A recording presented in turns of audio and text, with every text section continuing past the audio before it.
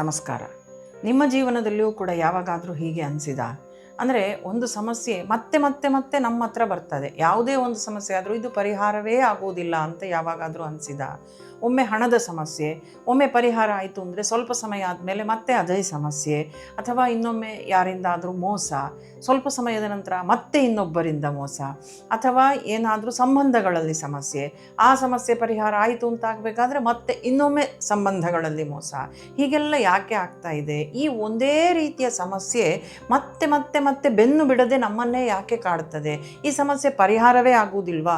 ಹೀಗೆ ಯಾವತ್ತಾದರೂ ನಿಮಗೆ ಅನಿಸಿದೆ ಅಂತ ಹೇಳಿ ಆದರೆ ಅದು ಯಾಕೆ ಬರ್ತಾ ಉಂಟು ಸಮಸ್ಯೆ ಮತ್ತೆ ಮತ್ತೆ ಅಂತ ಹೇಳಿದರೆ, ನಾವು ಎಷ್ಟು ಬಾರಿ ಸಮಸ್ಯೆಗಳು ಮರುಕಳಿಸಿದ್ರೂ ಕೂಡ ಅದರಿಂದ ಪಾಠ ಕಲಿಯುವುದಿಲ್ಲ ನೋಡಿ. ಆ ಕಾರಣಕ್ಕಾಗಿ ಯಾವುದೇ ಸಮಸ್ಯೆ ಆದರೂ ಕೂಡ ನಮ್ಮ ಜೀವನದಲ್ಲಿ ಮರಳಿ ಮರಳಿ ಮರಳಿ ಮರಳಿ ಅದೇ ಸಮಸ್ಯೆ ಬರ್ತಾ ಇರ್ತದೆ. ಅಂದರೆ ದೇವರು ಮತ್ತೆ ಮತ್ತೆ ನಮ್ಮ ಜೀವನದಲ್ಲಿ ಅದೇ ಸಮಸ್ಯೆಯನ್ನು ತರ್ತಾನ?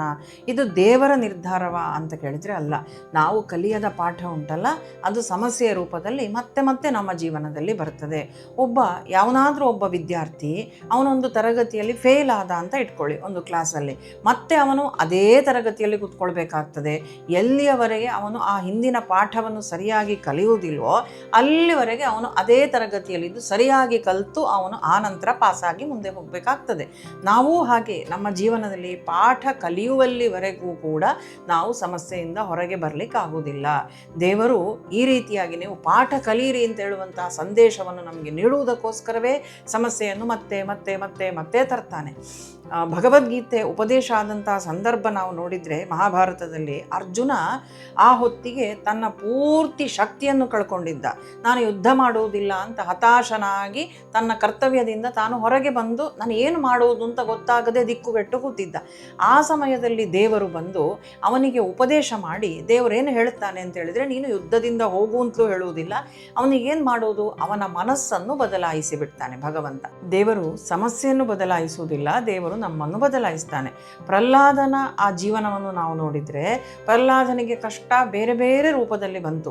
ಅವನಿಗೆ ಹಾವಾಗಿ ಬಂತು, ವಿಷವಾಗಿ ಬಂತು, ಪರ್ವತವಾಗಿ ಬಂತು, ಆನೆಯಾಗಿ ಬಂತು, ಬೆಂಕಿಯಾಗಿ ಬಂತು, ಏನೆಲ್ಲವಾಗಿ ಅವನ ಕಷ್ಟಗಳೆಲ್ಲ ಅವನ ಮುಂದೆ ಬಂತು. ಆದರೆ ಕೊನೆಗೆ ಆ ಕಷ್ಟವೇ ಪರಿಹಾರ ಆಗಿ ಹೋಯಿತು. ಯಾಕೆ ಹಾಗೆ ಆಯಿತು ಅಂತ ಹೇಳಿದರೆ, ಅವನು ದೇವರ ಮೇಲಿದ್ದಂತಹ ನಂಬಿಕೆಯನ್ನು ಬಿಡಲಿಲ್ಲ.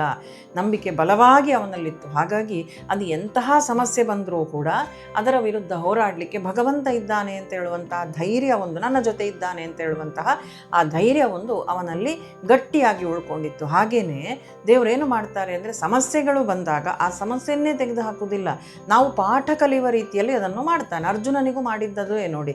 ಅವನನ್ನು ಯುದ್ಧದಿಂದ ನೀನು ಬೆನ್ನು ಹಾಕಿ ಹೋಗು, ಅಥವಾ ಅವನೇ ಹೇಳಿದ ಹಾಗೆ ನೀನು ಸನ್ಯಾಸತ್ವ ತಗೊಂಡು ಹೋಗು ಅಂತ ದೇವರು ಹೇಳುವುದಿಲ್ಲ. ಅದರ ಬದಲು ಅವನ ಮನಸ್ಸನ್ನು ಬದಲಾಯಿಸ್ತಾನೆ. ಸಮಸ್ಯೆಗಳನ್ನು ಹೇಗೆ ಎದುರಿಸುವುದು ಮತ್ತು ಪುನಃ ಅದೇ ಸಮಸ್ಯೆ ಬಾರದ ರೀತಿಯಲ್ಲಿ ಹೇಗೆ ನಾವು ನೋಡಿಕೊಳ್ಳುವುದು ಅಂತ ಹೇಳುವಂಥದ್ದನ್ನು ಈ ಪದೇ ಪದೇ ಸಮಸ್ಯೆ ಬಂದಾಗ ದೇವರು ಕೊಡುವಂತಹ ಸೂಚನೆ ಮುಖಾಂತರ ನಾವೇ ತಿಳ್ಕೊಳ್ಬೇಕು. ಸಮಸ್ಯೆಗಳು ಮತ್ತೆ ಮತ್ತೆ ಬರ್ತಾ ಉಂಟು ಅಂತ ಹೇಳಿ ಆದರೆ ನಾವು ಅದರಿಂದ ಪಾಠ ಕಲೀಲಿಲ್ಲ ಅಂತ ಹೇಳುವಂಥದ್ದೇ ಅರ್ಥ. ಆದ ಕಾರಣ ಅದೇ ಸಮಸ್ಯೆ ನಮಗೆ ರಿಪೀಟ್ ಆಗಿ ಬರ್ತದೆ. ಕಷ್ಟಗಳು ಯಾವಾಗಲೂ ಕೂಡ ನಮ್ಮ ಮುಂದೆ ಬರುವುದು ಯಾಕೆ ಅಂದರೆ, ನಮ್ಮನ್ನು ಬಲಿಷ್ಠರನ್ನಾಗಿಸಲಿಕ್ಕೆ, ನಮ್ಮನ್ನು ಗಟ್ಟಿಯಾಗಿಸಲಿಕ್ಕೆ ಬರ್ತದೆ. ಆವಾಗ ನಾವು ಒಬ್ಬಂಟಿಯಾಗಿರ್ಬೋದು ಜೀವನದಲ್ಲಿ, ಅಥವಾ ನಮಗೆ ಯಾವುದಾದ್ರೂ ಸಮಸ್ಯೆಗಳು ಮತ್ತೆ ಮತ್ತೆ ಬರ್ತಾ ಇರ್ಬೋದು. ಆ ಪ್ರತಿಯೊಂದರಿಂದಲೂ ಕೂಡ ನಾವು ಪಾಠ ಕಲೀಲಿಕ್ಕೆ ಉಂಟು. ನಾವು ನಮಗೆ ಯಶಸ್ಸು ಕಾಣಬೇಕು ಅಂತಾದರೆ ಅದಕ್ಕೆ ಅತಿಯಾದ ಹೆಚ್ಚಾದ ಶ್ರಮ ಒಂದೇ ಅದಕ್ಕೆ ದಾರಿಯೇ ಹೊರತು ಇನ್ಯಾವುದೇ ಅಲ್ಲ. ಹಣದ ಸಮಸ್ಯೆ ಮತ್ತೆ ಮತ್ತೆ ಬರ್ತದೆ ಅಂತ ಹೇಳಿ ಆದರೆ ಯಾಕೆ ಬರ್ತದೆ ಅಂತ ಅದರ ಮೂಲವನ್ನು ಶೋಧಿಸಿಕೊಂಡು ನಾವು ಹೋಗಬೇಕು. ಹಾಗೆಯೇ ಸಂಬಂಧಗಳಲ್ಲಿ ಸಮಸ್ಯೆ ಬರ್ತದೆ ಅಂತ ಆದರೆ ಈ ಸಮಸ್ಯೆ ಯಾಕೆ ಬರ್ತದೆ, ಯಾವ ಸಂಬಂಧವನ್ನು ನಾನು ಯಾವ ರೀತಿ ಹ್ಯಾಂಡಲ್ ಮಾಡ್ತಿದ್ದೇನೆ, ಯಾಕಾಗಿ ಬರ್ತದೆ, ಸಮಸ್ಯೆಯ ಮೂಲವನ್ನು ಶೋಧಿಸ್ತಾ ಹೋದಾಗ ನಾವು ಆ ಸಮಸ್ಯೆಯಿಂದ ನಾವು ಬಿಡುಗಡೆ ಪಡೀಲಿಕ್ಕೆ ಆಗ್ತದೆ. ಹಾಗೆಯೇ ಅನೇಕ ಸಮಸ್ಯೆಗಳು ನಮ್ಮ ಜೀವನದಲ್ಲಿ ಬರ್ತದಲ್ಲ. ಒಬ್ಬರು ಮೋಸ ಮಾಡ್ತಿದ್ದಾರೆ ಅಂತ ಆದರೆ ಮತ್ತೆ ಮತ್ತೆ ನಾವು ಬೇರೆ ಬೇರೆ ವ್ಯಕ್ತಿಗಳಿಂದ ಮೋಸ ಹೋಗ್ತಾ ಇದ್ದೇವೋ ಅಥವಾ ಅವರಿಂದಲೇ ಮೋಸ ಹೋಗ್ತಾ ಇದ್ದೇವೆ ಅಂತೇಳಿ ಆದರೆ ನಾವು ಮತ್ತೆ ಮತ್ತೆ ಅವರನ್ನು ನಂಬುವುದೇ ಕಾರಣ ಅಲ್ವಾ? ಯಾಕೆಂದರೆ ನಮ್ಮದು ಮೃದುವಾದ ಮನಸ್ಥಿತಿ ಆಗಿದ್ರಂತೂ ನಾವು ಎಲ್ಲರನ್ನೂ ನಂಬುವುದೇ.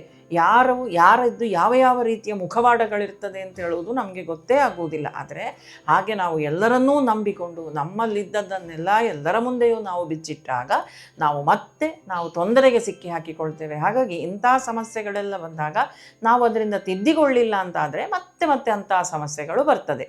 ಕೆಲವೊಮ್ಮೆ ನಾವು ಅಂದ್ಕೊಳ್ತೇವೆ ಹೀಗೆ ಮತ್ತೆ ಮತ್ತೆ ಮೋಸ ಹೋಗುವಾಗ, ಅಯ್ಯೋ ನನ್ನ ಅದೃಷ್ಟವೇ ಕೆಟ್ಟದ್ದೋ ಏನೋ ಅಂತ.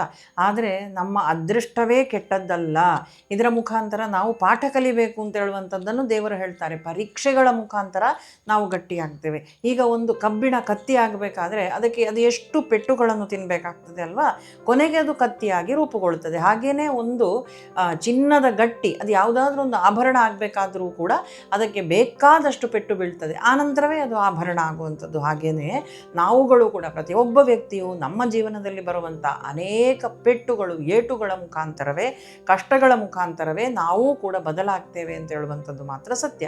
ಭಗವದ್ಗೀತೆಯಲ್ಲಿಯೂ ಕೂಡ ಶ್ರೀಕೃಷ್ಣ ಹೇಳ್ತಾನೆ, ಸುಖ ಬರಲಿ ದುಃಖ ಬರಲಿ ಸುಖ ದುಃಖೇ ಸಮೇ ಕೃತ್ವ ಲಾಭ ಲಾಭೌ ಜಯಾಜಯೌ. ಆ ಎರಡೂ ಸಮಯದಲ್ಲಿಯೂ ಕೂಡ ನಮ್ಮ ಮನಸ್ಥಿತಿಯನ್ನು ನಾವು ಸ್ಥಿರವಾಗಿ ಇಟ್ಟುಕೊಳ್ಳಬೇಕು. ನಮ್ಮ ಮನಸ್ಥಿತಿಯ ಮೇಲೆ ಎಲ್ಲವೂ ಕೂಡ ಅವಲಂಬಿತವಾಗಿಕೊಂಡು ಉಂಟು. ನಾವು ಮನಸ್ಸನ್ನು ಗಟ್ಟಿಯಾಗಿ ಇಟ್ಕೊಳ್ಬೇಕು. ನಮ್ಮ ಶಾಂತಿಯನ್ನು ಯಾವ ಕಾರಣಕ್ಕೂ ಕೂಡ ಹಾಳಾಗಲಿಕ್ಕೆ ಮನಃಶಾಂತಿಯನ್ನು ನಾವು ಬಿಡಬಾರ್ದು ಅಂತ ಹೇಳುವಂಥದ್ದು. ಹಾಗಾಗಿ ಆ ಮನಸ್ಸನ್ನು ಶಾಂತ ಸ್ಥಿತಿಯಲ್ಲಿ ಇಟ್ಟುಕೊಂಡಾಗ ಯಾಕೆ ಇದೆಲ್ಲ ಆಗ್ತದೆ ಅಂತ ನಾವು ನಿಧಾನವಾಗಿ ಆಲೋಚನೆ ಮಾಡುವಾಗ ನಮಗೆ ನಮ್ಮ ಸಮಸ್ಯೆಗಳ ತಪ್ಪು ನಮ್ಮಲ್ಲೇ ಇರುವಂಥದ್ದು ನಮಗೆ ಗೊತ್ತಾಗ್ತದೆ. ನಾವು ಯಾವಾಗಲೂ ಕೂಡ ನಮ್ಮ ಜೀವನದಲ್ಲಿ ತಪ್ಪಾದಾಗ ನಾವು ಇನ್ನೊಬ್ಬರನ್ನು ದೂಷಿಸ್ತೇವೆ, ಅಪ್ಪನನ್ನೋ ಅಮ್ಮನನ್ನೋ ಮತ್ತೊಬ್ಬರನ್ನೋ ಇನ್ನೊಬ್ಬರನ್ನೋ ಹೀಗೆ ದೂಷಿಸ್ತೇವೆ ನಾವು, ಅಥವಾ ಕೊನೆಗೆ ದೇವರನ್ನೇ ದೂಷಿಸ್ತೇವೆ. ಆದರೆ ತಪ್ಪು ನಮ್ಮಲ್ಲೇ ಇರುವಂಥದ್ದು ನಮಗೆ ಕಾಣುವುದೇ ಇಲ್ಲ ನೋಡಿ. ಇದಕ್ಕೊಂದು ಕಥೆ ನನಗೆ ನೆನಪು ಬರ್ತದೆ. ಏನಂದರೆ, ಒಬ್ಬ ಗಂಡ ಹೆಂಡತಿಯನ್ನು ಕರ್ಕೊಂಡು ಡಾಕ್ಟ್ರ್ ಹತ್ರ ಹೋಗ್ತಾನಂತೆ. ಹೆಂಡತಿಗೆ ಕಿವಿ ಕೇಳುವುದಿಲ್ಲ, ನನ್ನ ಹೆಂಡತಿಗೆ ಇವಳಿಗೇನಾದರೂ ಮದ್ದು ಕೊಡಿ ಅಂತ. ಆವಾಗ ಡಾಕ್ಟ್ರ್ ಹೇಳ್ತಾರಂತೆ, ಮನೆಗೆ ಹೋಗಿ ನೀವು ಪರೀಕ್ಷೆ ಮಾಡಿ, ಅವಳಿಗೆ ಎಷ್ಟು ದೂರದಿಂದ ಕಿವಿ ಕೇಳುವುದಿಲ್ಲ ಅಂತ ನೀವು ನೋಡಬೇಕು ಅಂತ. ಇವನು ಮನೆಗೆ ಹೋದ. ಅದರ ಆಧಾರದ ಮೇಲೆ ನಾನು ಅವಳಿಗೆ ಆಪ್ರೇಷನ್ ಮಾಡಬೇಕೋ ಅಥವಾ ಮಿಷಿನು ಹಾಕಬೇಕೋ ಕಿವಿಗೆ, ಅಥವಾ ಮದ್ದಿನಲ್ಲಿ ಸರಿ ಆಗ್ತದೋ ಅಂತ ನಾನು ಮತ್ತೆ ತೀರ್ಮಾನ ಮಾಡ್ತೇನೆ ಅಂತ ಡಾಕ್ಟ್ರ್ ಹೇಳಿ ಕಳಿಸ್ತಾರೆ. ಇವನು ಬರ್ತಾನೆ. ಬಂದವನ ಅಂಗಳದಲ್ಲಿ ನಿಂತು ಹೆಂಡತಿಯನ್ನು ಕರೆದು ಹೇಳ್ತಾನೆ, ಇವತ್ತು ಮಧ್ಯಾಹ್ನಕ್ಕೆ ಅಡಿಗೆ ಎಂತ ಮಾಡಿದ್ದಿ? ಉತ್ತರವೇ ಬರುವುದಿಲ್ಲ. ಆಗ ಅವನು ಅಂದ್ಕೊಳ್ತಾನಂತೆ, ಇದು ಸ್ವಲ್ಪ ಕಷ್ಟ ಉಂಟು, ಮದ್ದಿನಲ್ಲಿ ಸರಿ ಆಗ್ತದಾ ಏನೋ ನೋಡುವ ಅಂತ. ಸ್ವಲ್ಪ ಬಂದ, ಮನೆಯ ಹೊರಗಡೆ ಹಾಲಲ್ಲಿ ನಿಂತು ಕರೆದ, ಇವತ್ತು ಮಧ್ಯಾಹ್ನಕ್ಕೆ ಅಡಿಗೆ ಏನು ಮಾಡಿದ್ದಿ? ಉತ್ತರವೇ ಬರಲಿಲ್ಲ. ಆಗ ಅಂದ್ಕೊಳ್ತಾನೆ, ಮಿಷಿನ್ ಹಾಕಬೇಕಾದೀತೋ ಏನೋ ಅಂತ. ಮತ್ತೆ ಒಳಗೆ ಬರ್ತಾನೆ. ಅಡಿಗೆ ಕೋಣೆಯಲ್ಲಿ ಅವಳು ಅಡಿಗೆ ಮಾಡ್ತಾ ಇದ್ದಾಳೆ. ಆ ಬಾಗಿಲಿನ ಹತ್ರ ನಿಂತು ಕರೀತಾನಂತೆ, ಇವತ್ತು ಮಧ್ಯಾಹ್ನಕ್ಕೆ ಅಡಿಗೆ ಏನು ಮಾಡಿದ್ದಿ? ಮಾತಾಡುವುದೇ ಇಲ್ಲ. ಹಾಗಾದರೆ ಇದು ಒಳ್ಳೆ ಕಷ್ಟ ಆಯ್ತು, ಇವಳಿಗೆ ಆಪ್ರೇಷನ್ನೇ ಮಾಡಬೇಕಷ್ಟೇ ಅಂತ ಅಂದ್ಕೊಳ್ತಾನೆ. ಇನ್ನೂ ಹತ್ತಿರ ಬಂದು ಕರೀತಾನೆ, ಇವತ್ತು ಮಧ್ಯಾಹ್ನಕ್ಕೆ ಅಡಿಗೆ ಎಂತ ಮಾಡಿದ್ದಿ ಅಂತ ಅವಳ ಕಿವಿ ಹತ್ರ ಬಂದು.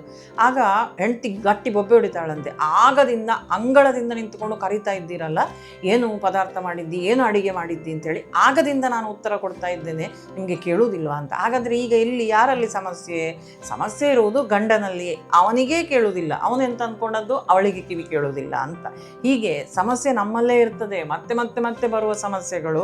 ಅದಕ್ಕೆ ನಮಗೆ ಯಾಕೆ ಹೀಗೆ ಆಗ್ತದೆ ಅಂತ ನಮ್ಮ ಅದೃಷ್ಟವನ್ನು ಅಥವಾ ನಮ್ಮ ಜೀವನದಲ್ಲಿ ಸಮಸ್ಯೆ ತಂದಂತಹ ಯಾರಾದರೂ ವ್ಯಕ್ತಿಗಳನ್ನು ನಾವು ಅವರನ್ನು ದೂರ ಮಾಡ್ತಾ ಕೂತ್ಕೊಳ್ತೇವೆ. ಆದರೆ ನಿಜವಾಗಿ ಸಮಸ್ಯೆ ಇರುವುದು ನಮ್ಮಲ್ಲೇ.